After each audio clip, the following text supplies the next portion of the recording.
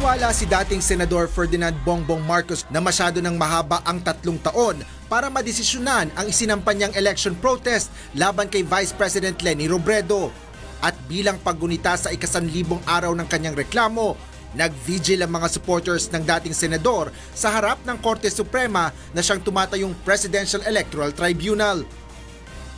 Itong vigil na ginagawa ng ating mga supporter para imarka ang 1,000th day ay magsisilbi bilang paalala sa lahat, hindi lamang sa ating mga justice, kung hindi pati sa ating mga kababayan na sa palagay ko ay dapat talagang itong proseso ay gawing mas mabilis. Sa kasalukuyan anya ay natapos na ang aktual na pagbibilang ng balota para sa 3 pilot provinces. Sa ngayon ay tinatansya pa ng PET kung bibilangin o hindi ang iba pang contested ballots. Hinihiling din anya ng kanilang panig sa Presidential Electoral Tribunal ang deliberasyon ng nakabinbing usapin kaugnay sa third cause of action na kabilang sa na-file ni Bongbong Marcos.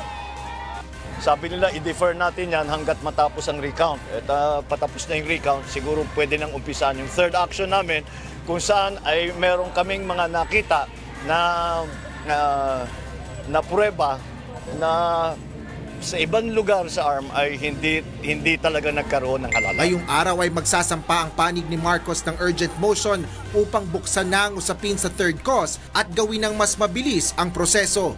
Asher Cadapan Jr., UNTV News and Rescue, Maynila.